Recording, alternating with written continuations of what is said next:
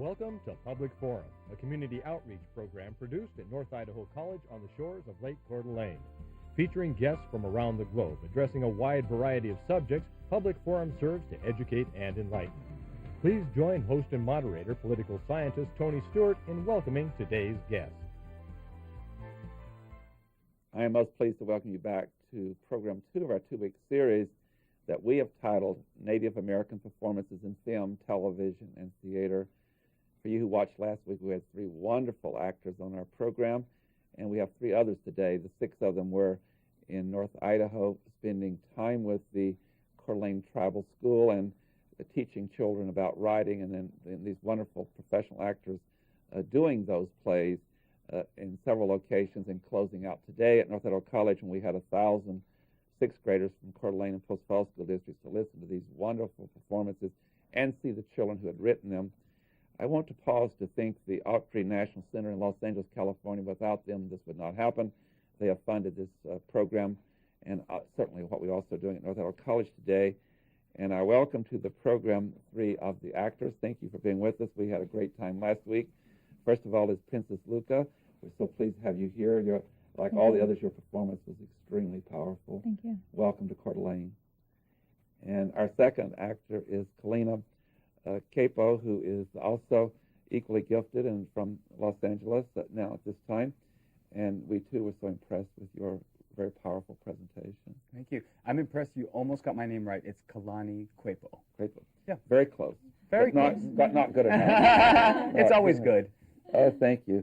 And Elena Finney is the third actress that's with us, and thank you for being here. And again, we enjoyed what you did today very much. Thank you so much. And then I want to welcome to the program from the Autry Center, Scott Kratz, who is the Director of Education and Programs at that great center. And Scott, I hope you will take back to the board our great appreciation and gratitude for this very powerful presentation. Absolutely. Thanks for the opportunity. As always, I'm pleased to have Erna Reinhardt, who is the Director of Public Relations at North Idaho College, a regular panelist, and she will commence today's questioning. Thanks, Tony, and welcome to all of you. We are so fortunate to have you in our community, and not only to be working with the tribal school students, but also to share your gift and your talent with our local school children. That's a great experience for all of those involved. So thank you for all of that. I want to start my first question with Scott and share with us the history of the Young Native Playwrights Project, and how did that project get started, and how long has it been in existence? Sure. This is a pilot project this year. This is part of a much larger program called Native Voices at the Autry, which has been around for 5 years now, which is a program that's devoted to bring the works to the stage by established and upcoming Native American playwrights. As part of this process, we have a series of productions that we do at the Autry National Center in Los Angeles, a series of readings as well. And 4 years ago, we started a Young Native Playwrights program in collaboration with the Southern California Indian Center in Los Angeles, where we've worked with Native youth and through 2 intensive weeks under the direction of Tom Kellogg, the artistic director of this project. We've taught these kids the basics of playwriting. And at the end of this 2 weeks, they have written 5-minute plays that are just tremendously powerful. And then we present them with the talented voices and acting of Native actors such as that we have here today. And this year, what we've been through for the past 4 or 5 weeks is a pilot project that we've been doing, taking this, what we've been doing with the Southern California Indian Center in Los Angeles out on the road. Our goal is eventually is to have a series of these programs going on throughout the United States at both reservations and in urban communities. Excellent. Thank you. Follow-up question. Share with us, how did you pick Coeur d'Alene? It's a great story. I'm convinced that the sort of subtitle for this project is that there's no such thing as coincidences, Native Voices Project. We originally came up here because Tom Kellogg, once again the artistic director of this project, he grew up around here. He grew up at Post Falls, graduated from high school here, and knows, and is very familiar with the area. And the first sort of, this is not a coincidence, came from when our director, John Gray, asked me to sit down with a member of our Native Stewardship Council, Jeannie Givens. And she is the president of IAI in Santa Fe, and who I know you both know very well. And I sat down with her, and I was explaining what we do with our Native Voices at the Autry Project, and specifically the Young Playwrights Program, because after all of the programs that we do, this is the one that's probably nearest and dearest to my heart. And I said, well, we were planning on going out to a reservation next year. And she said, oh, really, where? And I said, oh, Coeur d'Alene. And there was a long pause, and she looked at me and said, well, you know, I'm Coeur d'Alene. And I had no idea. And we gave each other nice welcoming smiles. And then she said, well, and you know, I was a fourth grade teacher in Coeur d'Alene, and I need to put you in touch with people. And she's just been a tremendous support and has continued to get buy-in from the entire community, and it's great. And for what we've gone through for the past 10 days has just been amazing. Excellent. The world just keeps getting smaller and smaller to have. Not 6 degrees of separation, much Exactly. That is amazing. Princess Lukai, share with us a favorite story or two from your week of experience working with the young playwrights, please. Let's see. I think after we did the performance at the Longhouse, you know, some of the kids, we had the day before really kind of broken the ice because we had a basketball game with the kids, and of course they won. And they loved that they won all of us. And one of the young girls said something to the effect of, you know, you guys are just you're gonna leave us after this. When are you gonna come back? And I said, oh, well, we're gonna come back next year, probably around the same time. And she said, well, you're gonna come back before school gets out, right? And I go, oh, wow. What she's saying is, we really like you guys, and we're gonna miss you.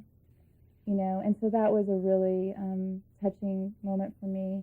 And when I see these kids, you know, I think of myself. I'm from Alaska. I'm Gwich'in Athabaskan from Alaska, and our communities are very similar. So I think of myself, and I think of all of my cousins, and so it just makes a really big difference for me to be here and to be giving back to community, even though it's not where I'm from. It might as well be where I'm from. So I think that was probably one of the more touching moments. I mean, there's been so many of them, but that's one of them. That's excellent. And Kalani, how about you? Do you have a special story to share with us? You know, there's so many stories that, you know, that's what the blessing is, and the numerous gifts that we've received because we've been here for a while. You know, it's different from the past and on how the other programs that I've worked with, in the sense that we've really lived on the land that the Coeur d'Alenes are from, and we've been to the tribal schools and work with the community and to see Jeannie Givens and all these familiar faces, you know, people that I've worked with alongside other projects and stuff. So to work in this project and to see all these little gifts add up, it's hard to pick one, you know, but I'll just share with you a moment where it's so interesting because you come up here and you think, you know, I have things that I want to do, and I have all these gifts, all these things that I want to share, that I can teach, that I can bring, and you don't realize all the things that you receive.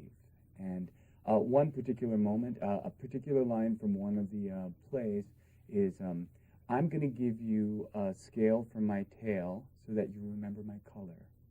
And it moves me every time. It's beautiful. It's poetry. And, you know, I thought about this act of this play and what that means when two people are saying, I want you to remember me. And don't we all want to be remembered? And, you know, it actually inspired me to remember a spiritual story that happened for me last year. And I found myself writing in my journal that I brought up along with me because I thought I'll be in a cabin. I can write in my journal that I haven't picked up in a year and a half. And I wrote this whole story down that I had forgotten that only happened a year ago. And I said, at the very end, I want to remember. I don't want to forget. And I thought, this kid inspired me. And that's a beautiful moment. Wow. So simple and so powerful.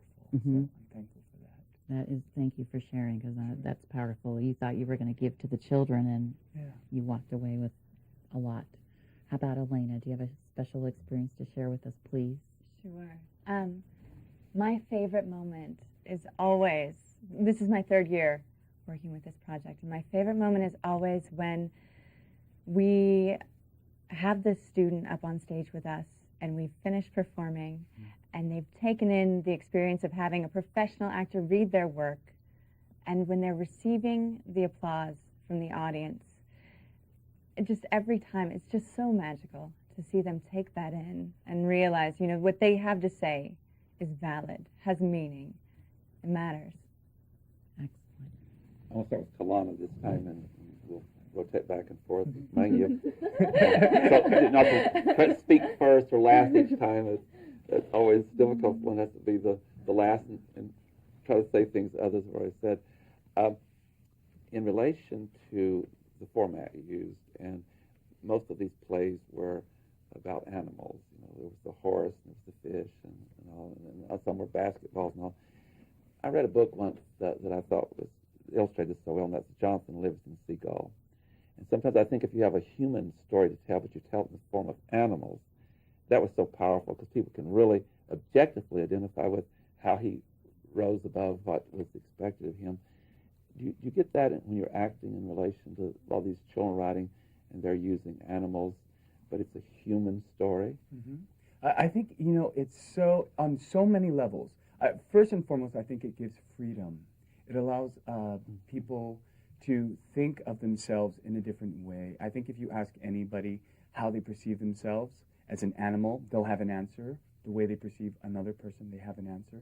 And another level, so it gives that freedom to make up a story and be creative and not feel like you're revealing a little bit too much about yourself. Or others around you. Exactly. So another level, I think that in Native culture, we're the same. We are one with the earth, with the animals, and with all the elements. So it is a big part of us, and it's not so separate. And we identify, we have songs, we have stories about animals. So it is absolutely traditional in my mind. It's absolutely traditional to speak of animals and to be able to relate to them in a very special way, and that we feel a connection as opposed to a disconnection.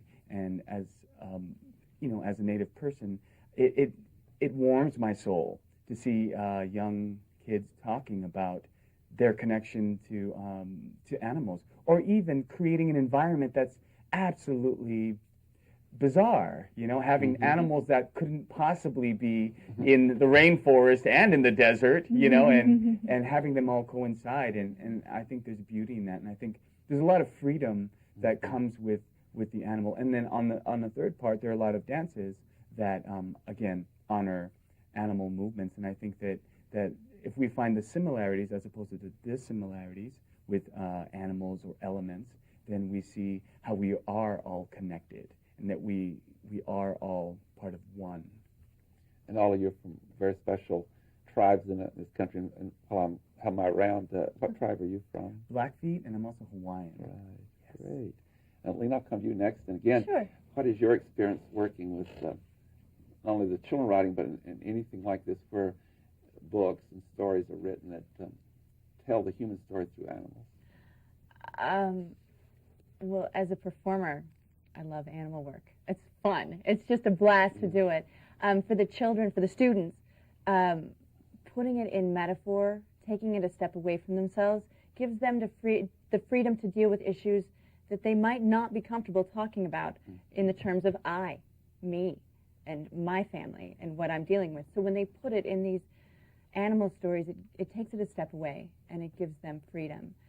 And we saw it today so much. yes, so really much. And it also unleashes such amazing creativity. I mean, there was a play that took place in Texas, but it was snowing. There were polar bears fishing, and around the corner, 3 blocks away, you know, there was foxes catching mice. It was just beautiful. And then when they attacked that moose, that was just too much. It took 2 tries to get that moose. We had so much fun doing that. Yes, that We was just did. great. I just lost it at that point. That was so cute.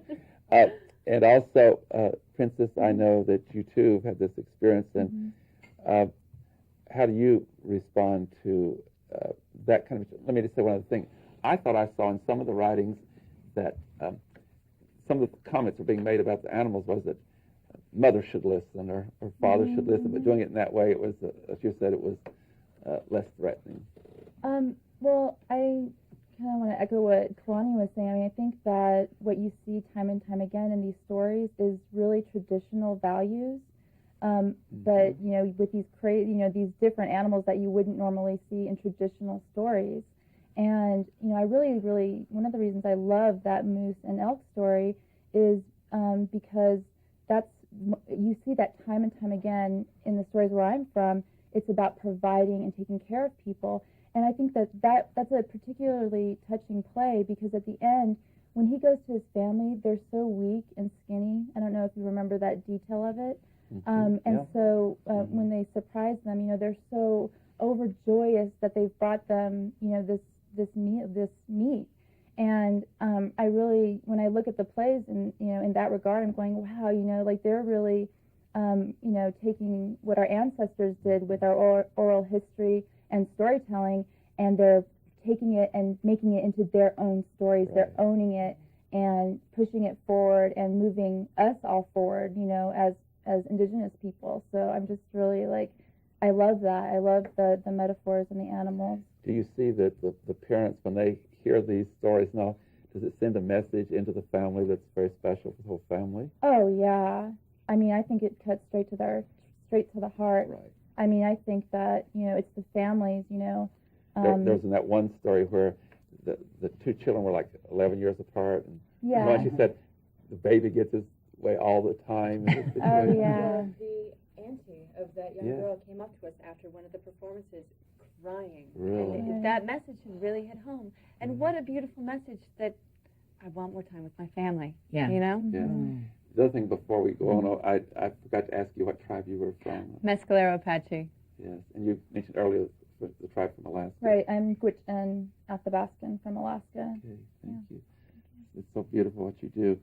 And Scott, I have the same question I had for Tom, and I'm thinking of the board in Los Angeles that you work for, and they're going to see this program, and here's your opportunity in advance to tell them how you critique this. What was your reaction about what they have funded? This has been an amazing pilot project. As you put together these pilot projects, we've been so fortunate to have the support of the community, from yourself here at North Idaho College to the mentors at the University of Idaho and the Coeur d'Alene tribe itself, Jeannie Givens, who I mentioned before, which is tremendous. And the goal of this, and we really do have buy-in from the top down, from the board of our directors on down, is to continue to expand this project, because really what this project does is it allows these kids to share stories in their own voice. It allows the Native community to hear their stories in their own voice, and not just a story that's stuck in the past and that is trapped in 1880s, but conveys this contemporary voice as well as the future. And I think what's so special about this project is that it allows these kids to dream. And not only allows them to dream, but it pairs them up with such talented actors who've achieved to dream themselves. That these wonderful actors can be mentors for these kids. And these kids can say, hey, they've made it. Not only do they follow their dream, but they're making a living at it, and they're economically successful doing so. And Great that's role tremendously models. powerful. Absolutely. Very powerful models. And I have to say that Jeannie Givens, a dear friend of mine, has impacted throughout the Inland Northwest, well, other parts of the country too. She's been on so many boards, and she deserves a lot of credit for these kind of activities. And she knows what she's doing. She knows that she's building the blocks for the future for the young people. Erna Reinhardt. I want to switch gears a little bit and allow you guys to talk a little bit about yourselves.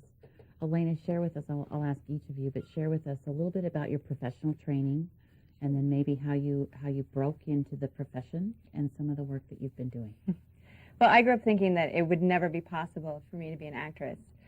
But I got into UCLA, and I studied acting there, and then I got involved with Native Voices. And I recently booked a recurring role on a UPN show called Love Incorporated. So, yeah. Excellent. Congratulations. Thank you. That's great. Kalani? I've got a long story. But it's a good story, don't you know? I grew up in Hawaii, and, I had big dreams. I think just to get off the island was probably a good dream. But I have to take it I have to up the ante. So, I moved out to New York City, and I've told this story before. I was in a performance arts group that was going to go to New York when I was in high school, and I just didn't have the money. So I think that's why I really said New York City. I trained in theater. I've created my own program. I really had a bohemian kind of lifestyle, and I was out there and I was learning and I was watching and I was experiencing and I was training. So my training is definitely theater.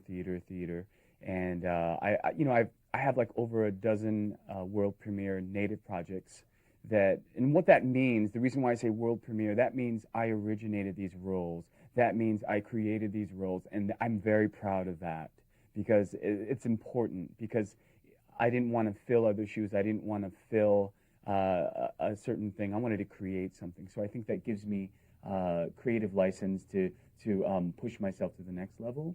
And so I moved out to Los Angeles about 3 years ago, and that's when I sought out Native Voices Theater because I had heard about them, because I met a writer in Toronto while I was working there. And so I sought them out, and I moved to Los Angeles so that I could do more film and television. And I've worked tons of theater work because of Native Voices and specific theater work. And, so most recently there was a TNT mini-series called Into the West, and that was executive produced by Steven Spielberg. And I was in installment number 5. They call them night number 5. And you can watch for me in theaters either in December or January. New Line Cinema film called The New World, and it's a story of Pocahontas. And I play her older brother, Parahund. Awesome. So you can watch for me then. Thank you. That's great. And this is going to air in December, so we've got the good notice time on. Oh, good. Oh, perfect. Yes. Yeah, we're thinking. They pushed the date from November, actually, so it may have been just for you folks. And for the I think that we call them that. Yes. That was necessary. Right. None. Okay. Princess Lukai, how about you? Well, I grew up in Alaska, and as I mentioned, from a community that's pretty similar to this one. And I was really shy, and probably, I don't know, maybe at the age of 10 or 11, I started doing theater in school. And I felt like, wow, once I got on stage, I could be this different person, and I didn't really have to be this shy person anymore.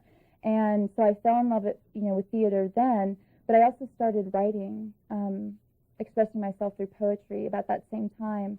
And I've been really fortunate because I've had some really amazing mentors.